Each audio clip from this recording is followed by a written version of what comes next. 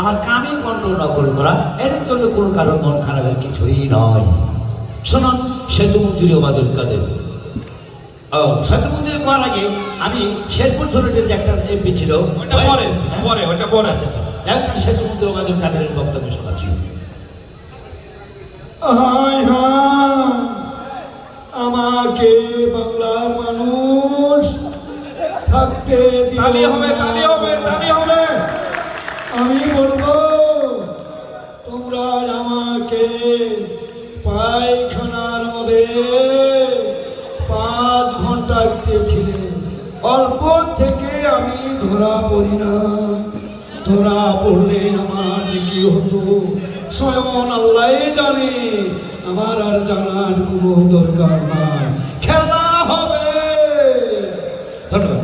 এবার শুনবো আমরা বগুড়া শেরপুর 5 আসনের আমাদের এমপি, এসপি, সাবেক এমপি মহাবে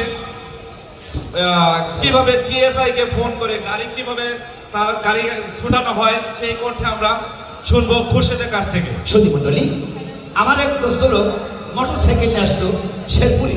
হঠাৎ করে ওই দোস্ত লোকে করছে কি, শেরপুর ধরুন পরে সার্জেন্ট আটকেছে। তখন উনি বুদ্ধি খেটে আমার কাছে ফোন দিয়েছিল। হ্যাঁ, সার্জেন্ট গাড়ি আটকানো পরে সার্জেন্টের কাছ থেকে গাড়ি কিছুতেই মোটরসাইকেল ছাড়তেছে না। তখন নিরুপায় হয়ে আমার ওই বন্ধুটা তখন ফোন করেছিল আমার এই খুরশেদ ভাইকে, যে খুরশেদ ভাই আমার গাড়ি ধরছে। খুরশেদ বগুড়া 5 আসনের সাবেক এমপি হাবিবের অবিকল কণ্ঠ নকল করে টিআইকে ফোন দিয়ে কিভাবে কথা বলে গাড়ি চালানোর জন্য কথা বলে, এটা আমরা এখন শুনতে পারবো খুরশেদের কাছ থেকে।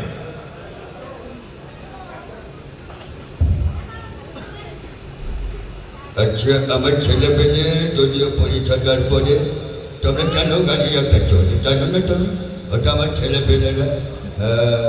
তখন উনি বলতেন, sir sir please sir sir okay sir okay sir. Sherpur ধরনের 5 আসনের এমপি। ছাড় কোনো সময় নাই। তোমার কালকে আমি বরখাস্ত করে দিব। তুমি আমাকে চেনো না, আমি কে? তুমি ফাইলটাকে জায়গা করছো না। আমার ধরনের ছেলে পেলে পরিচয় দেওয়ার পরে তারপরে গাড়ি কারো গাড়ি রাখছো তুমি। Sir please sir please sir sir okay sir sir মাফ করে দিবেন স্যার, আমার ভুল হয়ে গেছে স্যার। তো আমাকে স্যার পয়সা দেবেন না। তো তখন পাই দিছে সার্জেন্ট যে 144 বার 80 করবেন, আপনার গাড়ি ধরবো না, ধরেও নাই।